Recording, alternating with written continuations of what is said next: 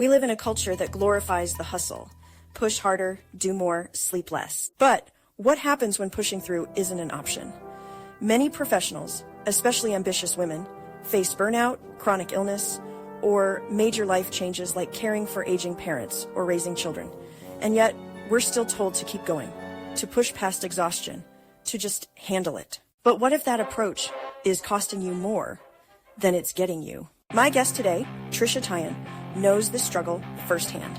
At just 25, she was rising in her career when she was diagnosed with lupus, a moment that shattered her plans. Instead of slowing down, she doubled down, pushing harder, hiding her struggles, pretending everything was fine. The result? More stress, worse health, increased flare-ups. So many of us, whether dealing with health challenges, career burnout, or caregiving responsibilities, feel like slowing down means falling behind. But what if the real key to success isn't pushing harder, but working smarter? Trisha spent years trying to keep up, thinking sheer determination could override exhaustion. But over time, she realized that success isn't about how hard you push. It's about how strategically you work with your energy, not against it. Today, she's on a mission to help ambitious professionals navigate career growth without burnout.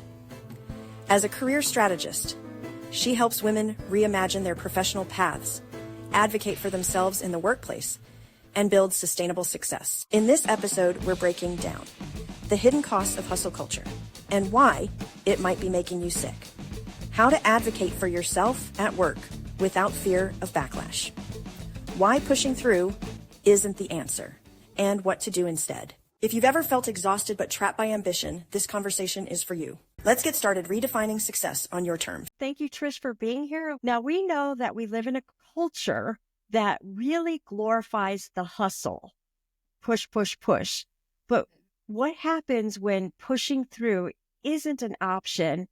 For example, many professionals, whether they're dealing with chronic illness, burnout, or just a major change in life, having to take care of children or even take care of parents, and they're struggling with balancing their ambition with their energy. My question is, how do you help clients craft strategies to stay productive without burning out? And how does ambition play a role in sustaining energy throughout the day? The first part, in terms of how to manage energy, the way that I like to work with my clients is to really start off with, how much energy do they have? Yes, the hustle culture, and I, was in that. And that's what led to, or I think what led to my own chronic illness journey and doing that hustle.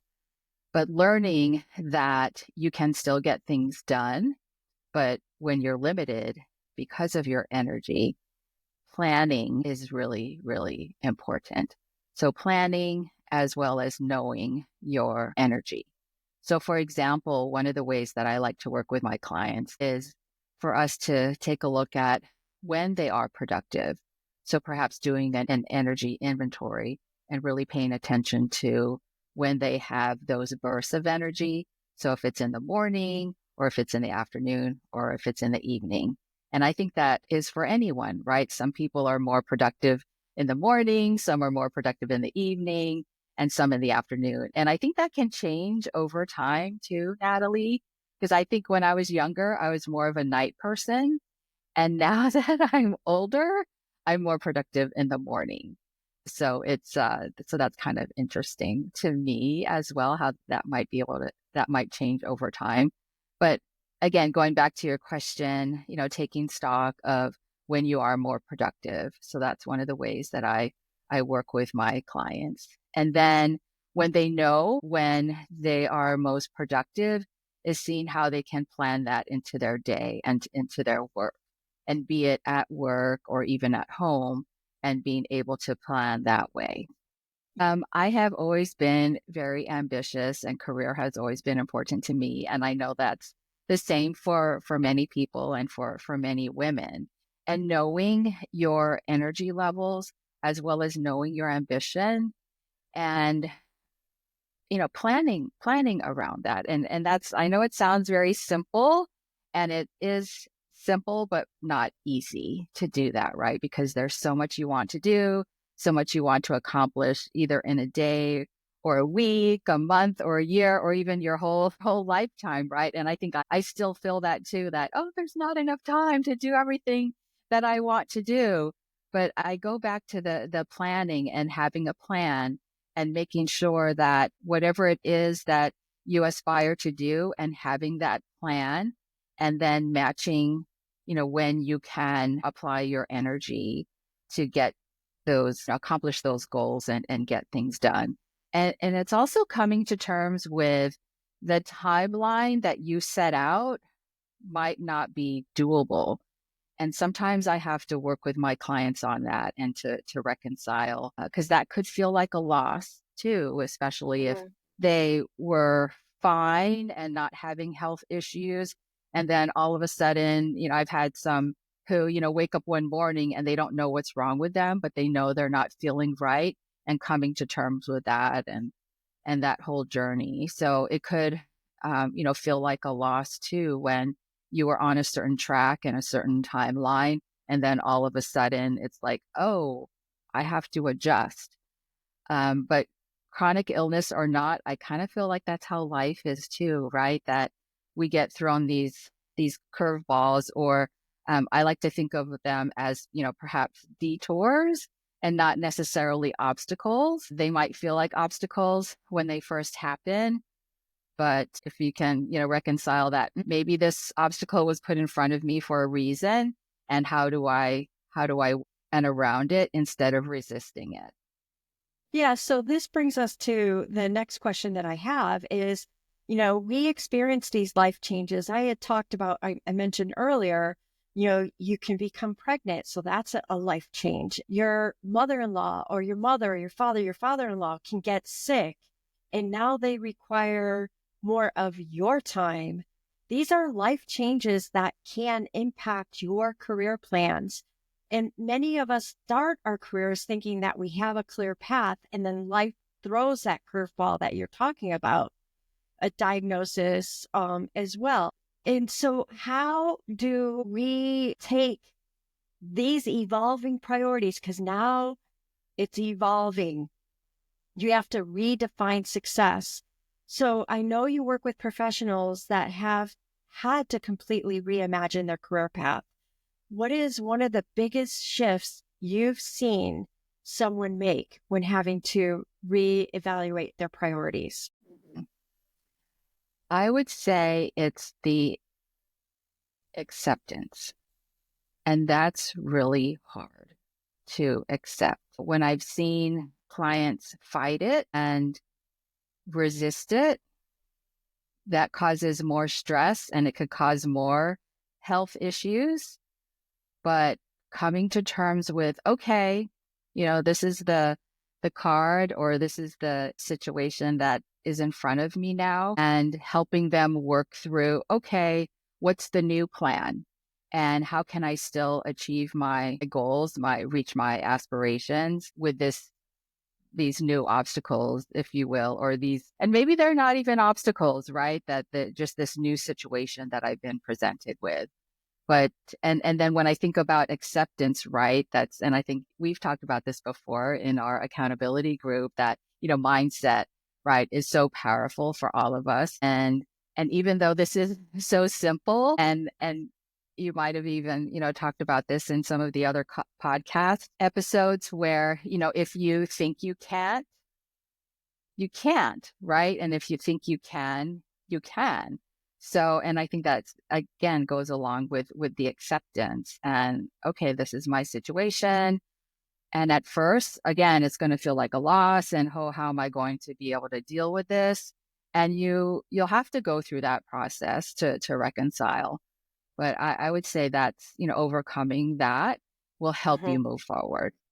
Is there a specific example that's coming into your mind for your career that where you've had to face a moment and then maybe let go of the old vision and create a new one? How did you work through it? Yeah, absolutely. Absolutely. So, my chronic illness journey started very early in my career.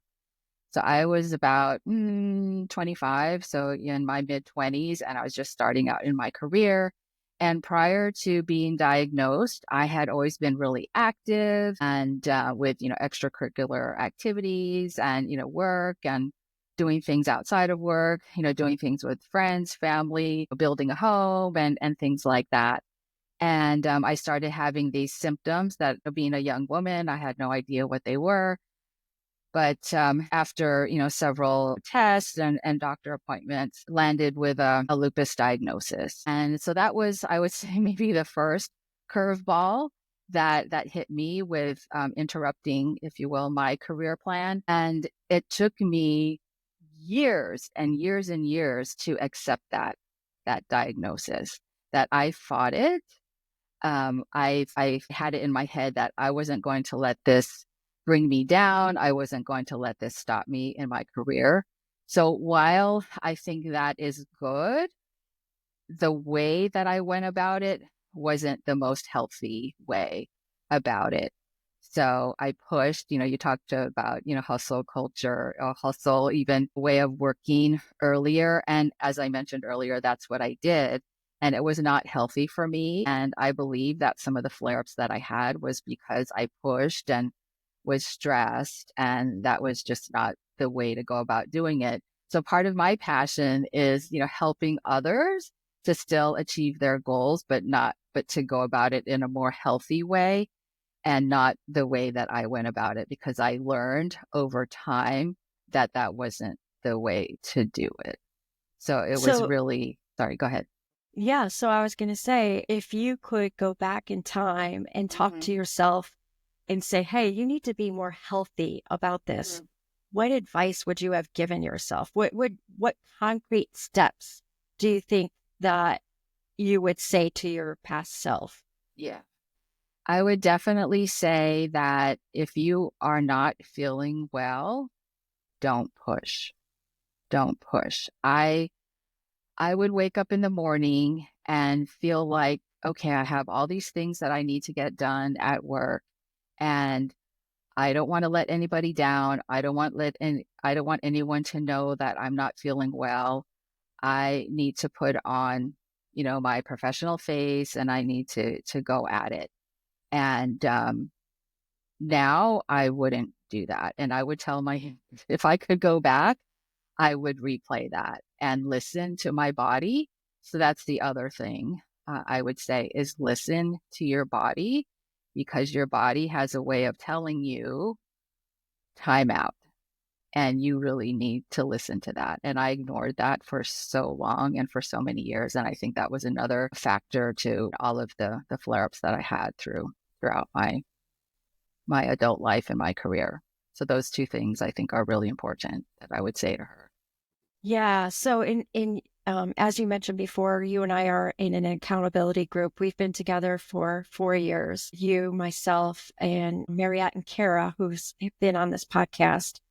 And there are times when we use hustle energy and then we show up to our accountability meeting not feeling well. And you're there to say, hey, you've got to listen to your body. But the other message that you have for us is you talk about some of the things that we can do or say to master the art of self-advocacy at work. And so many of us struggle to ask for what we need at work, whether it's flexibility, a raise, better opportunity. We feel like we're being difficult. Can you talk a little bit about what you would say to your younger self about talking to people at work about how you're feeling? Absolutely, absolutely. And this is something that I wish so much that I had done when I was younger, because I did do it when I got older and thought, what's the risk? But when I was younger, I had so many thoughts in my head about worried about what people thought. I didn't want to be treated differently. I didn't want to be discriminated against. I didn't want to miss out on any opportunities because of what people might have thought of me. So I would say, first of all, don't worry about what others think, because that's just going to hold you back. Think about what your needs are and communicate those. But before you even communicate your needs, what I would say is to make a list of what those needs are. What do you really need at work? And then prepare for that conversation, either with your manager or with human resources, so you can make the case for it, right? It's almost like a mini business proposal, right? That there's a true need that you have. So you can be that productive and impactful employee that you want to be, that you're not just, being a nag, because that's how you might feel, right? Like, oh, I'm asking for something that's unreasonable. And you're not. You're asking for something that can help you be more productive at work, that will help your department, help your team, help the company. So when you can position it that way, that will help you. And I didn't do that. I just suffered in silence and pushed through. But it wasn't until fast forward in my career when I started a new job and I decided, okay, I'm going to do this differently. And in one of the first meetings with my team, we went around the room and everyone introduced themselves because a lot of us were new. And I decided I'm going to share this with the team and see what happens. And I shared, what my, health situation was at the time, and that I might need, some assistance in some areas. And everyone was just so gracious and actually thanked me for sharing with them. And it was such a relief, because when I hadn't shared it in the past, and this is, I think, another important thing, Natalie, is I felt like I was keeping a secret when I didn't share. And those days where I felt so awful physically, it did affect me mentally as well as spiritually, right? And it felt like because I didn't share that, I was lying. I was lying about my state and how I felt, but I pushed through it. And when I look back now, that was not healthy and not a really good thing to do for me, and probably affected my productivity, but I couldn't see it at the time. So that's something that I really like to help my clients work through, because it's not good, right? It's not healthy and doesn't have to be that way. And so you've worked with clients that have worked through the same process, and you just talked about a time when it worked for you. And I'll also say, even my direct reports, I have in the past, I've had direct reports. We work on writing. It's heavy writing, lots of staring at the screen, lots of thinking, and that can really develop a migraine. And so one of the things I share with my team is, hey, if you see spots, that's the beginning of a migraine, stop. Just let me know, hey, you got to take a break. That's part of what I feel like I need to do as a leader, because I feel like if I don't give them that break, we can be down for days. I'd rather them take a break for the rest of the day, be it a few hours, and be back on, refreshed the next day. But can you talk about a time when maybe someone used this process and denied the request? What did your client do next? Well, of course, it was devastating, because she had prepared and, presented, her request, and her boss just wasn't receptive to it, which was surprising to her, because she really thought it was a very reasonable request and it was going to help her, be more productive. But her manager just wouldn't work with her on her request. So my advice to her was to engage with her human resources department and explain what her request was, and kind of a similar process, right? Prepare for the conversation, make the business case for, why she needed this request, and, do it in a very professional way. And we actually practiced the conversation for both times. And so she worked with her HR representative on, first of all, she presented her case, and they thought it was a reasonable case. So then engaged with the manager. But it wasn't easy, because the manager was pretty, I'm going to say, stubborn. Like he couldn't see the need and had all these different reasons for not wanting to do it. And so it didn't happen right away. They had to really, work with him on it and convince him that this was the best thing to do. But he had concerns about, what it would look like for the rest of the team. And he didn't want to show favoritism and things like that. But they had worked through all of the issues of not only accommodating her, but how to and not that it's, anyone else's business, but also how to weave it into the rest of the team so people understood. So it did take some time, but initially, of course, when you prepare and you think that your proposal is solid and then it gets denied, it was pretty devastating. I bet in the end, though, when everything worked out, she was super proud of herself and probably stronger because of it. Absolutely. Absolutely. But going through that process, it's hard. It's hard, right? Because you have all of these, self-doubts, and especially if you're, not feeling very confident yourself, and but that this is the right thing to do, and just really having those self pep talks, if you will, to say, hey, I am on the right track, I'm doing the right thing.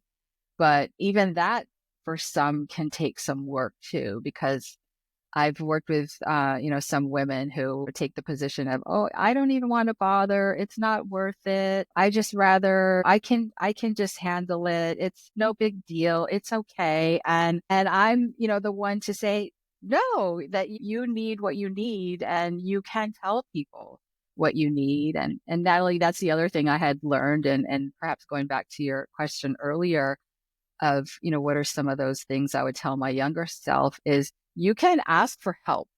It's okay to ask for help. And that was something that, and maybe was it just because of the type of person that I was, wanting to be independent and do things myself, that I didn't ask for help until later on in life. And people do want to help you, and you just have to ask. And sometimes when you're independent and strong and you want to do things yourself, you don't ask for help. And it's okay. It's not a weakness to ask for help.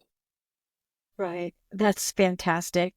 And I'm glad that we're bringing this up now so that we can help people realize they can ask for help. So one of the things I wanted to also discuss is we talk about the hidden cost of pushing too hard, like in not asking for help. And we also often think the harder the push, the more successful we'll be.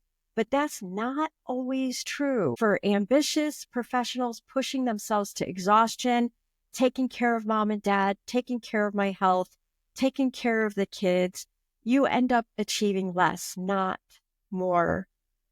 And so you talked about pushing too hard and regretting it. If anybody's listening and burning out, but they don't feel like they can slow down, that they don't have that option, what is the first specific step they should take? Step back. I would say step back and really take a look at if the push is really enabling you to be productive. Are you really being productive because you're pushing? And are you getting all the things done that you want to get done because you are pushing? And are And you it's showing, almost, and I was going to say, are you showing up for all the people in a way that is how you really would like to show up? right. It's almost like, this might kind of sound cliche, right? Like a reality check, right? Giving yourself a timeout. And even if it's for 5 minutes, right? Like 5 minutes, like, especially when you're feeling that and when you're caught in the moment. And if you can stop yourself and, okay, what am I doing? And is this really serving me? Is what I'm doing, how I'm, functioning, is this really serving me? Is this serving my family? Is this serving me at work? And you'll realize that it's not, and that there's other ways to get all the things done that you want to get done. But then there's also the reality of all the things you want to get done. Are you being realistic with yourself in when it can get done? And some things might have to take a pause. some things might have to be let go of. So sometimes we have to do that check-in with ourselves and see if we are being realistic with ourselves too. Right.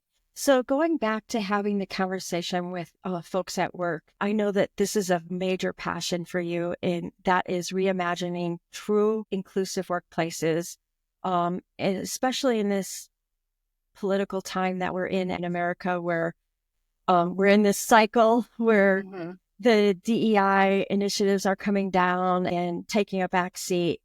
If companies truly support ambitious employees, and it doesn't matter if they're a woman or male, the person that they are, them, it doesn't matter if they have a chronic illness, it doesn't matter if they have caregiving responsibilities, but they do have some type of energy limitations. My question for you is, if you could design the ideal inclusive workplace, what would it look like? And what role do we as individuals have to play to make that a truly ideal inclusive workplace? As far as what it would look like in my mind, it would be where a company would think of everything where there's barriers for employees. And what I mean by that is sometimes there are barriers, and they could be physical as well as non-physical barriers that companies don't even think of. So for example, I worked with someone who had a hard time, actually a couple of employees who had a hard time with stairs. And some of our buildings didn't have elevators, or if they did have elevators, they were freight elevators. So that was, a company not thinking about, people who either couldn't take stairs or maybe people who are in wheelchairs, and not making, accommodation for them. So that would be my, one of my, wishes, that any kind of barrier that prevents an employee from being productive would just not be anything that anyone would have to ask for. And I even think about, and this is something for me lately, where because my eyes, I guess, are getting older, some colors, like there's this one presentation that I always have to look at, and the colors they use, sometimes the fonts are really hard to read. And I'm thinking, okay, maybe young eyes can read this, but I don't, vision impaired people might not be able to read this. And it doesn't have to do with age, right? Vision impairedness.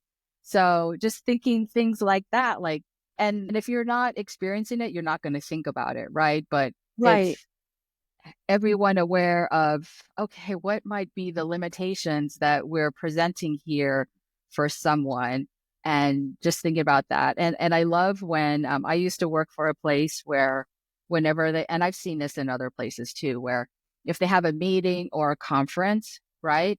And when you do the registration form, they'll ask you, right? Like one of the questions is, do you need any kind of accommodation? And I love when I see that, because to me, that shows that they are trying to be inclusive and making sure that they're mitigating any barriers for someone to be able to participate. So I would love to see that. And I would say, as far as what our role is to look out for those things and advocate either for ourselves or for others when we see things that, that's going to prevent someone from being able to participate fully. So I would say that is our role, that we all look out for each other and think about those things that might limit someone, including ourselves, from being fully present and fully participate. Kind of a funny story. I in one of my roles had a boss that was colorblind. And so it was funny when he would put together these Excel sheets, and he would highlight rows that we wanted to pay attention to in these bright colors, because it was what he can see. And then he would put it up there on the screen, and it was like we all had to step back. And I was like, wait, the colors just slapped me in the face. Hang on a second. I just have to get used to it. And I hadn't really thought about being colorblind at all. And so from that time forward, we had to go out and find these color palettes that for which colorblind people can actually see the colors. And we redid all of our data presentations using those colors. So I think that's a fine example of really taking a look at what are some of the obstacles someone can encounter when consuming your information. Yeah. That's a absolutely. good one. Absolutely. Yeah. Well, before we sign off, I think that this is an incredibly powerful conversation because it's about advocating for yourself, knowing yourself, and having the confidence to say, hey, need some help here. What are some final thoughts you have? And for people that would love to work with you, how can they get a hold of you? So final thoughts, there's so many I have, but in the interest of time, I would say to give yourself grace is what really comes to mind. Again, going back to, earlier in our conversation and pushing. Yes, we push because there's so much we want to do. And we have this ambition. We have these goals that we want to achieve. And we think that we have to push and push and push to get them. And yes, there is, some degree of that, right? Because we have to take action to get things done. But be kind to yourself. Give yourself grace. Things don't have to be perfect. And, we might make mistakes, but just give yourself grace and it will happen for you. If you want it to happen and you're taking the action, it'll happen for you. I promise you it will happen. So I would say that is so important, just to be nice to yourself, treat yourself like you would treat your child or your best friend or, whoever you love. Treat yourself the same way with that same love and care. And then as far as, where people can find me right now, I would say the best place is LinkedIn. I'm actually redoing my website, so I won't share that. Maybe later on we can share it with your audience. But on LinkedIn, I'm Trisha Tyan. So it's just my name. And I think I am the only Trisha Tyan on LinkedIn. So folks can find me there. And if you want to email me, my email is pretty simple too. It's just Trisha@trishatyan.com. And then Natalie, what I can also leave for you, and maybe you can put it in the show notes, the link to my calendar if folks want to chat. And I'd love to see how if they want some advice or see how I can help them. I'm happy to do that too. And then if it's okay, I'd like to give a little plug for something I'm working on right now. If that's okay, am launching, or at the time of this recording, I'm launching a new coaching program for professional women who are feeling stuck in their careers and really ready to land that dream job. And I'm happy to chat with anyone about that who'd like to hear more about it. And if they can schedule time or send me an email too about that. And I'd love to tell them more about it. Excellent. Thank you so much. And we'll have that all in the show notes. Appreciate your time. And likewise. We will carry on and with our empowerment group and keep marching forward. Yes. Thank you, Natalie. We live in a world that tells us to push harder, work longer, and ignore the warning signs. But at what cost? In this episode, we heard from Trisha Tyan, who knows firsthand that hustle culture has a breaking point. She spent years pushing through exhaustion, ignoring the signals her body was sending, and believing that slowing down meant falling behind. She spent years pushing through exhaustion, ignoring the signals her body was sending, and believing that slowing down meant falling behind. But as we learned, true success isn't about working harder. It's about working smarter. So what do we do with this? Here are 3 powerful shifts we can make. Listen to your body. If you're feeling drained, overwhelmed, or burnt out, don't ignore it. Your energy is your most valuable resource. Protect it. Advocate for yourself.